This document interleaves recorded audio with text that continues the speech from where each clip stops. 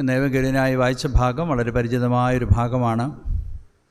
വിശുദ്ധ മത്തായി എഴുതിയ സുവിശേഷം 28-ാം അധ്യായത്തിൻ്റെ അവസാന ഭാഗം.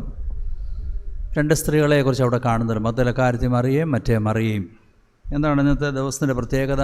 ഇന്ന് സഭയായി സേവ്യാസംഗ ദിനമാണ്. പക്ഷേ ഇടവക അടുത്ത ആഴ്ചയാണ് സേവ്യാസംഗ ദിനം. ഞാൻ വന്നുകൊണ്ട് സ്ത്രീകൾക്ക് ഇന്നുള്ള പ്രാധാന്യമൊക്കെ അല്ലെ ഇന്ന് പ്രസംഗിക്കുകയൊക്കെ ചെയ്യേണ്ടത് നിങ്ങളായിരുന്നു.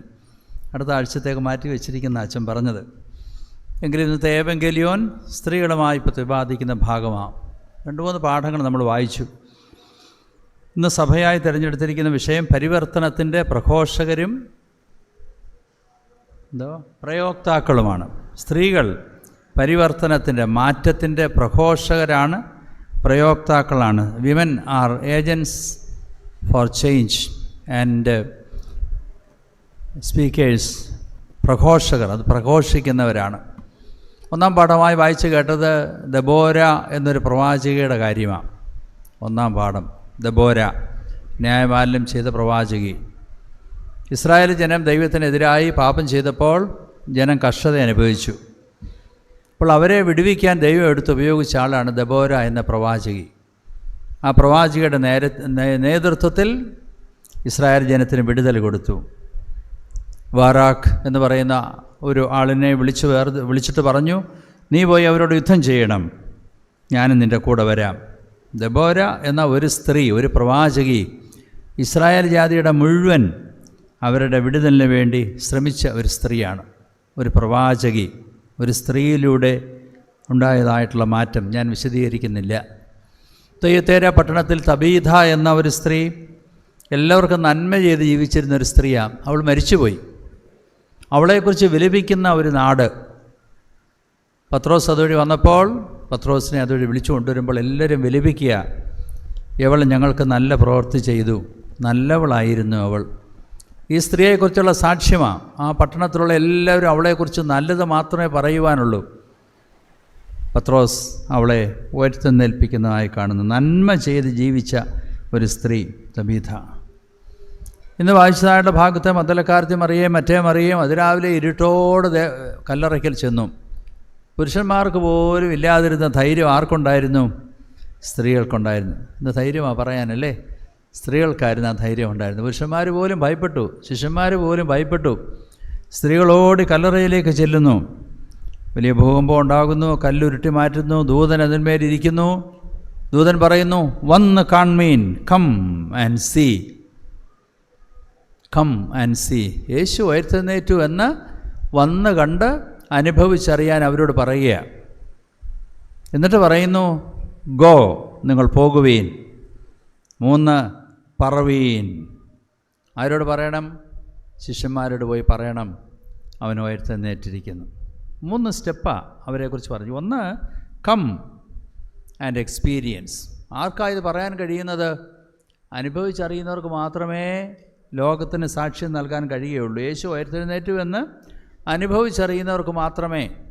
അതുകൊണ്ടാണ് മഗ്ദലക്കാരത്തി മറിയയും മറ്റേ മറിയയും ഒക്കെ ധൈര്യമായി പോയി ശിഷ്യന്മാരോട് പറയുന്നു, അവൻ ഉയർത്തെഴുന്നേറ്റിരിക്കുന്നു എന്ന്. പോകുന്ന വഴിക്ക് യേശു വരെ വന്ദനം ചെയ്യുന്നു, അവർ കാലിൽ തൊട്ട് നമസ്കരിക്കുന്നു, പോയി പറയുന്നു.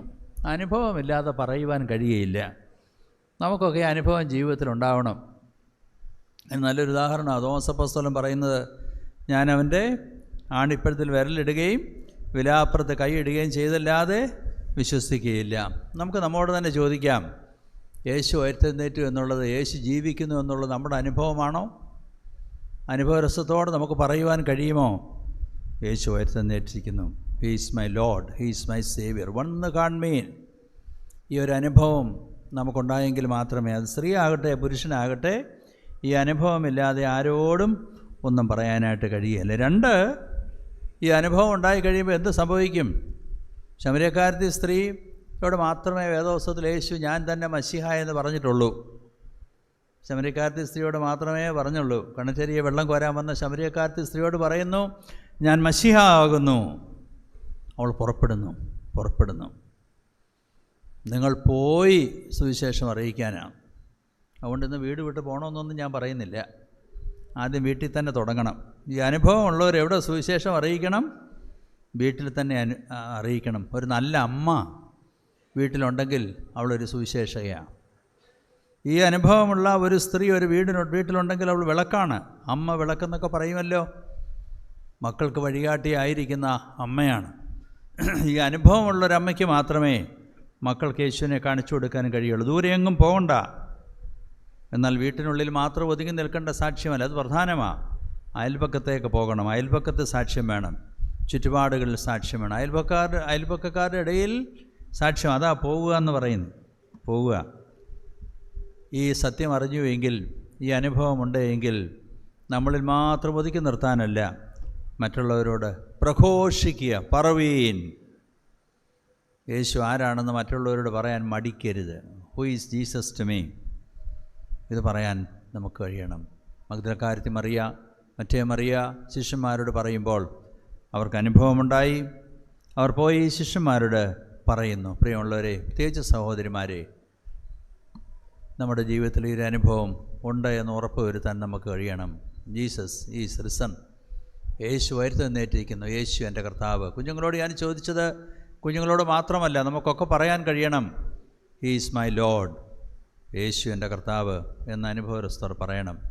ആ അനുഭവം ഉണ്ടെങ്കിൽ നമുക്ക് ആരോടും സുവിശേഷം പറയാൻ തടസ്സമുണ്ടാകുകയില്ല. നമുക്ക് മറ്റുള്ളവരോട് പറയുവാൻ കഴിയണം. പോകാൻ കഴിയുന്നവർ പോകണം. വീട്ടിനുള്ളിൽ മാത്രം ഒതുങ്ങി സുവിശേഷം അറിയിക്കാനല്ല. എവിടെയെല്ലാം ജോലി ചെയ്യുന്നിടങ്ങളിൽ, കൃഷിയിടങ്ങളിൽ, കച്ചവട സ്ഥാനങ്ങളിൽ, പഠിപ്പിക്കുന്ന സ്കൂളുകളിൽ പോയാൽ മതി. അവിടെ പോയാൽ മതി. എല്ലാവരും ടിബറ്റിലും നേപ്പാളിലും ഒന്നും പോകണ്ട. എവിടെ ജോലി ചെയ്യുന്നോ അവിടെ പോയി പറവീൻ, ജീസസ് ഈസ് മൈ ലോഡ്. അങ്ങനെ ഈ പരിവർത്തനത്തിൻ്റെ, മാറ്റത്തിൻ്റെ, സുവിശേഷത്തിൻ്റെ പ്രഘോഷകരായിത്തീരുവാൻ, സുവിശേഷം അനുഭവിക്കുന്നവരായിത്തീരുവാൻ ദൈവമേ ഞങ്ങൾക്കിടയാക്കണമെന്ന് പ്രാർത്ഥിക്കാം. അതിനായി ദൈവകരങ്ങളിൽ നമുക്ക് നമ്മെ തന്നെ സമർപ്പിക്കാം. വിശുദ്ധ കുർബാന എപ്പോഴും ഒരു സമർപ്പണത്തിൻ്റെ അവസരമാണ്. ഈ രാവിലെ അതിനൊരവസരം കൂടെ കർത്താവ് നമുക്ക് തരുന്നു. കർത്താവ് നമ്മോട് പറയുന്നു, ഇതാ നിങ്ങൾക്ക് വേണ്ടി ഭക്ഷണം ഒരുക്കി വച്ചിരിക്കുന്നു. ശാരീരികമായി ക്ഷീണിച്ചവരുണ്ടാവാം, മാനസികമായി ഭാരപ്പെടുന്നവരുണ്ടാവാം. എല്ലാവരോടും കർത്താവ് പറയുന്നു, come, the table is set for you. നിങ്ങൾക്ക് വേണ്ടി ഭക്ഷണം ഒരുക്കി വച്ചിരിക്കുന്നു. എന്നാൽ നമുക്ക് കർത്താവിനോട് പറയാം, കർത്താവേ, നീ സകലവും അറിയുന്നു.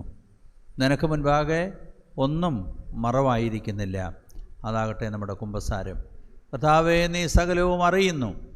നിനക്ക് മുൻപാകെ ഒന്നും മറവായിരിക്കുന്നില്ല. സത്യമായി നമ്മുടെ പാപങ്ങളെ നമ്മൾ ഏറ്റുപറയുമ്പോൾ അവൻ നമ്മുടെ പാപങ്ങളെ ക്ഷമിക്കുന്നു. ലംഘനം ക്ഷമിച്ചും പാപം മറച്ചും കിട്ടിയവർ ഭാഗ്യവാന്മാർ. കർത്താവ് നമ്മുടെ പാപങ്ങളെ ക്ഷമിക്കും എന്ന പൂർണ്ണ വിശ്വാസത്തോടെ കുമ്പസാരത്തിന് പ്രാർത്ഥനയെ നമുക്ക് സംബന്ധിക്കാം.